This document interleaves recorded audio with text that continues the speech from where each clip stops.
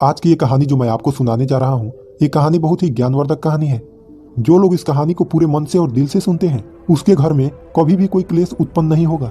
उसके घर में हमेशा सुख और शांति बनी रहेगी। उसके घर में माता लक्ष्मी का सदैव आगमन रहेगा।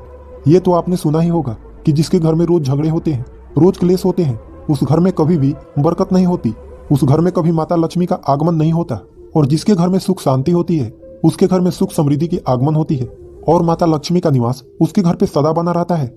इस कहानी को सुनने के बाद हमको ये पता चल जाएगा कि हमें घर में लड़ाई झगड़े क्यों नहीं करना चाहिए और जिसके घर में लड़ाई झगड़े होते हैं वो उन झगड़ों को कैसे रोक सकता है, क्योंकि घर में सुख शांति का होना बहुत जरूरी है। क्योंकि जहाँ सुख शांति होता है वहीं माता लक्ष्मी निवास करती हैं। जहाँ क्लेश उत्पन्न होते हैं, लड़ाई झगड़े उत्पन्न होते हैं, वहाँ माता लक्ष्मी का वास नहीं होता, वहाँ पर दुख और दरिद्रता का निवास होता है। हो सके तो इस कहानी को पूरा सुने। यह कहानी आपके जीवन में बहुत सारी सीख देंगी। यह बहुत ही ज्ञानवर्धक कहानी है, इसे जरूर सुने। एक मोर और मोरनी की कहानी। इससे पहले कि आप हमारी कहानी में खो जाएं, चैनल को सब्सक्राइब करके बेल आइकन को प्रेस करना ना भूलें। चलिए कहानी शुरू करते हैं। एक जंगल में एक मोर और मोरनी रहते थे। मोर और मोरनी बहुत ही हंसी खुशी जंगल में रहा करते थे। एक दिन मोरनी मोर से कहती है कि पिया जी, हमें यहाँ से चलना चाहिए। हमें वहाँ चलना चाहिए जहाँ हमारे समाज के लोग रहते हैं। काफी सारे मोर और मोरनी रहते हैं, हमें वहाँ चलना चाहिए। मोर मोरनी से कहता है कि प्रिय, अगर हम वहां चलेंगे तो लड़ाई झगड़े होंगे। हम दोनों इस जंगल में कितना सुकून से रहते हैं, हमें वहां जाने की क्या जरूरत है। लेकिन मोरनी जिद करने लगती है तो मोर भी मान जाता है। मोरनी की जिद करने पर वे दोनों उड़कर एक नगर में आ जाते हैं। उस नगर का राजा पशु पंछियों की भाषा को आसानी से समझता था। उस राजा ने कराव शास्त्र की पढ़ाई की थी। कराव शास्त्र का मतलब ही यही होता है कि पशु पक्षियों की भाषा को समझ पाना। वह राजा सभी प्रकार के पशु पक्षियों का आवाज को समझ पाता था। हर जीव जंतु के आवाज को वह बखूबी समझता था कि वह क्या कह रहा है। दोनों मोर और मोरनी उसी नगर में आ जाते हैं। एक दिन की बात है, राजा अपनी रानी से कहता है कि हे रानी, मुझे बहुत तगड़ी भूख लगी है, आप मुझे भोजन खिला दीजिए। राजा की रानी 36 प्रकार की भोजन बना करके एक हाथ में पानी का लोटा और दूसरे हाथ में खाना का थाली लेकर राजा के पास पहुंचती है। रानी जैसे ही भोजन का थाली राजा के समक्ष रखती है तो एक चावल का टुकड़ा नीचे गिर जाता है। वहीं पे कुछ चींटियां घूम रही थी तो एक चींटी चावल के टुकड़े लेकर वहां से जाने लगती है। राजा बैठा इन सब घटना को देख रहा था। उस चींटी के पास में तुरंत ही एक बड़ा चींटा आता है और वह चींटा उस चींटी से कहता है कि हे प्रिय, यह चावल का टुकड़ा मुझे दे दीजिए और तुम वापस जाओ, उस राजा के थाली से दूसरा चावल का टुकड़ा लेकर आओ। उनकी बातों को राजा पूरी तरह से सुन रहा था, क्योंकि राजा हर जानवर पशु पक्षियों की भाषा को समझ सकता था। तो राजा वहीं बैठा सुन रहा था कि चींटा चींटी से यह बात कह रहा है। चींटी चींटा से कहती है कि नहीं, मैं नहीं जाऊंगी, अगर ये बात राजा को पता चल जाएगी तो राजा मुझे मार देगा। फिर चींटा चींटी से कहता है कि तुम जाओ, राजा को नहीं पता चलेगा। चींटी फिर जाने की कोशिश तो करती है, लेकिन आधे रास्ते से वापस चली आती है और चींटे से कहती है नहीं, मैं नहीं जाऊंगी, हो सकता है राजा को पता चल जाए और राजा मुझे मार दे। राजा उन दोनों को देख रहा था तो चींटा को इस बात का भान हो जाता है कि राजा हमारी बात को समझ रहा है। चींटा फिर चींटी से कहता है कि देखो, लगता है राजा हमारी बात को समझ रहा है, राजा ने हमारी बातों को सुन लिया है, इसीलिए वो हमें ही देख रहा है। चींटी चींटा से कहती है अगर राजा ने हमारी बातों को सुन लिया है, अगर ये बात राजा किसी और को बताएगा तो उसी समय पत्थर का बन जाएगा। राजा चींटा और चींटी की बात को बखूबी सुन लेता है और समझ लेता है। राजा इस बात को सुनकर हंसने लगता है। राजा को हंसी आने लगती है। जैसे ही राजा को हंसी आती है, उधर राजा की रानी रसोई से बाहर आती है। वह जैसे ही रसोई से बाहर निकलती है, राजा उसे हंसता हुआ दिखाई देता है। रानी राजा को हंसते हुए देखकर सोचने लगती है कि शायद मुझसे कोई गलती हुई है, इसीलिए राजा साहब हंस रहे हैं। रानी राजा के पास आती है और कहती है कि हे महाराज, क्या मुझसे कोई पाप हुआ है, क्या मुझसे कोई गलती हुई है कि आप इतने जोरों से हंस रहे हैं। राजा रानी से कहता है कि नहीं नहीं, ऐसी कोई बात नहीं है, मुझे बस यूं ही हंसी आ गई। रानी जिद करने लगती है और कहती है आपको मुझे बताना पड़ेगा कि आप क्यों हंस रहे थे। राजा बार बार मना करता है, क्योंकि राजा को पता था, क्योंकि चींटी ने कहा है कि अगर मैं चींटी वाला बात किसी को बताऊंगा तो मैं पत्थर का बन जाऊंगा। इसीलिए राजा रानी को यह बात नहीं बताना चाहता था। लेकिन रानी बार बार जिद करती है और कहती है कि आपको मुझे बताना ही पड़ेगा कि आप क्यों हंस रहे थे। अगर आप मुझसे सच्चा प्रेम करते हैं, अगर आप मुझे अपना रानी समझते हैं, तो आपको यह बताना पड़ेगा कि आप क्यों हंस रहे थे। अब राजा बड़ा ही धर्म संकट में पड़ जाता है। राजा सोचता है अगर मैं ये बात रानी को बताऊंगा तो मैं पत्थर का बन जाऊंगा, और फिर सोचता है अगर मैं नहीं बताऊंगा तो रानी का विश्वास खत्म हो जाएगा। रानी बहुत जिद करने लगती है। कहते हैं ना कि तिरिया हट और बाल हट बहुत तगड़ी होती है, इन दोनों हट से हमेशा बच के रहना चाहिए। रानी के तिरियाहट के सामने राजा को झुकना पड़ता है और राजा रानी से कहता है कि ठीक है, अगर ये बात मैं आपको बताऊंगा तो बाद में आपको पछताना पड़ेगा। रानी कहती है कि अभी तो आप कह रहे थे कि कोई बात नहीं है, अभी आप कह रहे हैं कि मुझे पछताना पड़ेगा। रानी कहती है कि जरूर कोई तगड़ी बात है और रानी और ज्यादा जिद करने लगती है। तब राजा कहता है ठीक है, अगर आप नहीं मान रही हैं तो चलिए मैं किसी जंगल में आपको ये बात बताऊंगा। राजा रानी रथ पे सवार होकर के जंगल के लिए निकल जाते हैं।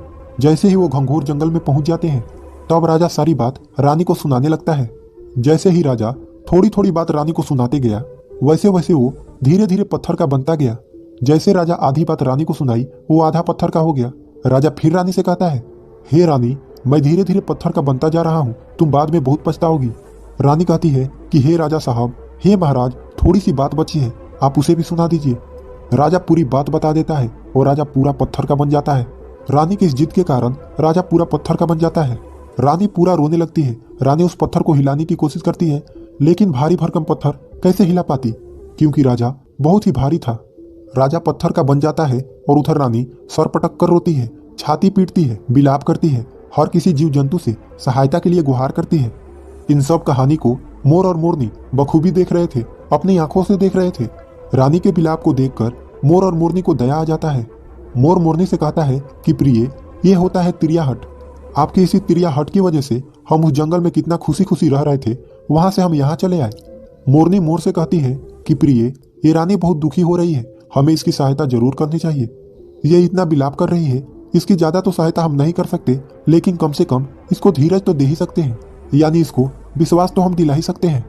यही सोचकर मोर और मोरनी उस रानी के पास जाते हैं और जाकर के रानी से कहते हैं कि रानी साहिबा, जो हुआ वो तो गलत हुआ, लेकिन आप जरा धीरज रखिए, अपने आप को थोड़ा संभालिए। आपके पीछे पूरा राज्य है, राजा तो पत्थर का हो चुका है, अब आपके राज के कारोबार आपको ही संभालना है।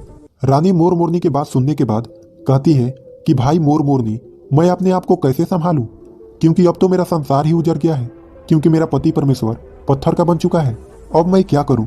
रानी की यह बात सुनते ही उधर मोरनी के मुख से यह निकल जाता है कि राजा पत्थर के कैसे हो गए। राजा तो इंसान थे, अच्छे भले थे, लेकिन ये पत्थर के कैसे हो गए। रानी वही बात बताने लगती है जो राजा ने चींटी वाली बात रानी को बताई थी। रानी वही बात मोर और मोरनी को बताने लगती है और रानी भी धीरे धीरे करके पत्थर का बन जाती है। और जब रानी पत्थर की हो जाती है और राजा तो पत्थर का हो ही चुका था, जब दोनों पत्थर के हो जाते हैं उधर मोर मोरनी को चिंता सताने लगती है। उधर मोर और मोरनी बहुत दुखी हो जाते हैं। मोर मोरनी को यह चिंता सताने लगती है कि यह विपत हम पे भी आ सकती है। मोर मोरनी को यह बात सताने लगती है कि यह विपत हम पे भी आ सकती है, क्योंकि राजा भी उसी चींटी वाले बात से पत्थर का हो चुका है और रानी भी उसी चींटी वाले बात से पत्थर का हो चुकी है। मोर मोरनी से कहता है कि हम पर भी ये खतरा मंडरा रहा है, क्योंकि तुम स्त्रियों से कोई भी बात छिपती नहीं है। मोरनी मोर से कहती है कि पिया जी, यहाँ से हम दूर चले क्या। मोर मोरनी से कहता है कि हे बेवकूफ, दूर जाने से क्या फायदा है, यह संकट तो धरती के किसी भी कोने में हमारा पीछा नहीं छोड़ेगा, ये खतरा तो हमेशा हमारे ऊपर मंडराते रहेगा। अगर जाने अनजाने में भी हमारे मुख से यह निकल गई तो हम भी पत्थर का बन जाएंगे। इसी बात को लेकर मोर और मोरनी बहुत दुखी हो जाते हैं, बहुत चिंतित हो जाते हैं। रात दिन उनको यह दुख खाया जाता, यह सोचकर वह ना भोजन करते और ना चैन से सोते।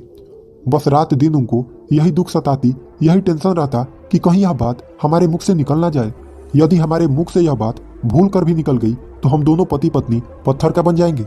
यही सोचकर मोर ने दिमाग लगाया कि यदि मैं सारे चींटियों को खत्म कर दूं तो ये सब खत्म हो सकता है, क्योंकि सारा कराधारा तो चींटियों का है। मोर मोरनी से कहता है कि प्रिय, अगर हम सृष्टि से सभी चींटियों को खत्म कर दें तो ये संकट भी समाप्त हो जाएगा। मोर मोरनी इस बात से राजी हो जाते हैं और सभी चींटियों को मारकर खाना शुरू कर देते हैं। मोर और मोरनी का इतना आतंक हो गया था कि सभी चींटियां डर के मारे और बिल खोद के धरती के अंदर जाके छिप गई। मोर और मोरनी ऐसी निगरानी रखते कि उन्हें जहां भी चींटी दिखती तुरंत दबोच लेते। कोई भी चींटी मोर और मोरनी के इस आतंक की वजह से बाहर ही नहीं आते थे। सभी चींटियों ने जमीन के अंदर अपना बिल बनाना शुरू कर दिया और जमीन के अंदर ही जाकर बैठ जाती। काफी समय बीतने के बाद चींटियों को भूख सताने लगी, क्योंकि भोजन तो बिल में मिलता नहीं, भोजन तो बाहर मिलता है। अब जैसे भोजन लेने के लिए चींटी बाहर आती, मोर उसे दबोच लेता और उसे जान से मार देता। एक चींटी और एक चींटा बिल के अंदर भोजन के मारे तड़पते हुए श्री हरि विष्णु का जोरदार भजन करने लगे। भक्ति करते करते उन्हें यह भी मालूम नहीं था कि वह कहाँ है कहाँ नहीं है। वह घंघोर तपस्या में लीन हो गए। अंत में जाकर श्री हरि विष्णु उन्हें दर्शन देते हैं और भगवान विष्णु कहते हैं कि चींटी चींटा, जो तुम्हें मांगना है मांग सकते हो, हम तुम्हारे भक्ति से प्रसन्न हैं। क्योंकि चींटा और चींटी ने निरंधार भक्ति की थी, न ही कोई जल ग्रहण किया और न ही कोई अन्न। इसीलिए भगवान विष्णु बहुत जल्दी प्रसन्न हो गए और आकर कहने लगे कि हे चींटा चींटी, जो तुम्हें मांगना है मांग सकते हो, हम तुम्हारे भक्ति से बहुत प्रसन्न हैं। उधर चींटा और चींटी न जाने कितने दिनों से भूखे और प्यासे थे। दोनों एक ही बात कहते हैं कि हे प्रभु, अगर आप हमें वर देना चाहते हैं तो हमारे पेट में गांठ लगा दीजिए। उन्होंने सोचा, अगर हमारा पेट ही नहीं होगा तो हम बाहर क्यों जाएंगे और मोर मोरनी हमें नहीं खाएंगे। इसीलिए उन्होंने मांगा कि हे प्रभु, हमारे पेट में गांठ लगा दीजिए। भगवान विष्णु कहते हैं तथास्तु, और चींटियों के पेट में गांठ लग जाती है। आज भी उन चींटियों के पेट में गांठ लगी हुई है, चींटियों का पेट नहीं होता। फिर चींटा और चींटी भगवान विष्णु से कहते हैं कि हे प्रभु, हमारे पेट में तो गांठ लग गई है, लेकिन अभी भी हमें मोर और मोरनी से खतरा है। मोर और मोरनी हमारे इंतजार में अभी भी ऊपर जमीन पर बैठे हैं और वे लोग हमें जैसे ही देखेंगे हमें मार देंगे। भगवान विष्णु चींटा और चींटी मोर के समक्ष आते हैं। भगवान विष्णु मोर से कहते हैं कि हे मोर, तुम चींटियों का शिकार करना बंद करो। इसमें चींटियों का कोई दोष नहीं है, जो दोषी था वो राजा था, क्योंकि राजा ने ग्रह शास्त्र की पढ़ाई की थी। इसीलिए वो सभी जीव जंतुओं का भाषा को समझने में सक्षम था। उसके साथ साथ वो जिन भाषा को समझता था उनका रूप बदलने में भी वह सक्षम था। उन पशु पक्षियों का वह रूप भी धारण किया करता था, और जब वह राजा रूप धारण करता था तो उन पशु पक्षियों के साथ संभोग भी किया करता था। और जब वह पशु पक्षी गर्भ धारण करते थे तो उन्हें छोड़ करके यह इंसान बन जाता था, और फिर ऐसी पशु पक्षियों पर वह जोड़कर हंसता था। इसकी इसी मूर्खता के कारण ही आज ये राजा पत्थर का बना पड़ा है। मोर कहता है कि हे प्रभु, उनके पत्नी का, उनके रानी का क्या दोष है। श्री हरि विष्णु कहते हैं कि उनके पत्नी भी उनके इस पाप में भागी है, क्योंकि उनकी पत्नी अगर उनको रोकती तो वह इतना बड़ा पाप नहीं करता।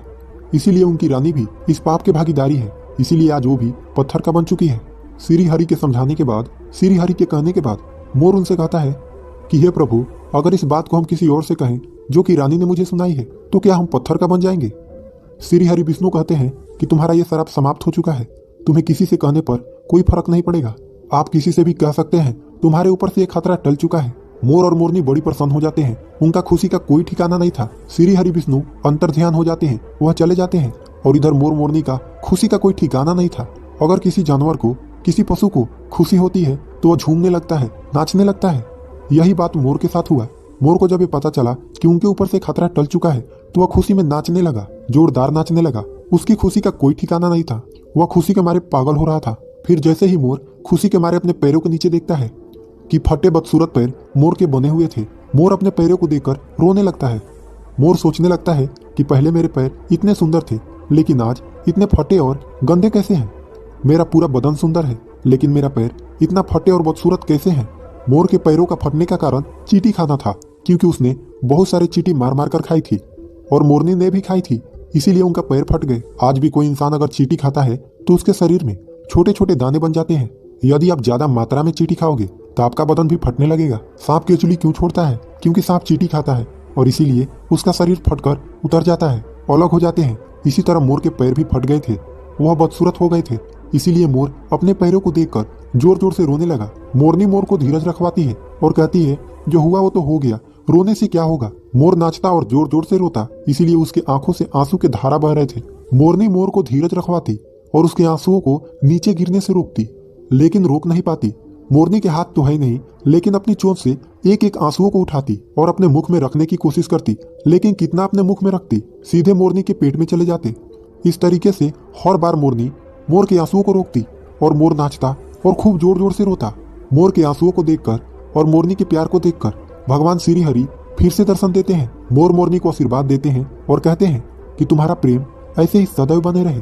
इस आशीर्वाद की वजह से, अब इसे आशीर्वाद समझिए या श्राप, इसकी वजह से मोर कभी संभोग नहीं कर पाता, क्योंकि मोर जब नाचता है उसकी आंखों से आंसू गिरते हैं और उन आंसुओं को मोरनी चुपती है, और उसी आंसुओं के कारण मोरनी गर्भवती हो जाती है।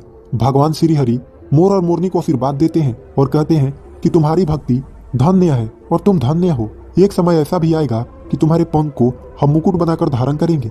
इसीलिए कहते हैं कि जब श्री कृष्ण के रूप में श्री हरि धरती पे आते हैं तो वह मोर का पंख अपने मुकुट में धारण करते हैं। इस कहानी में बस इतना ही। हम उम्मीद करते हैं कि आपको इस कहानी से कुछ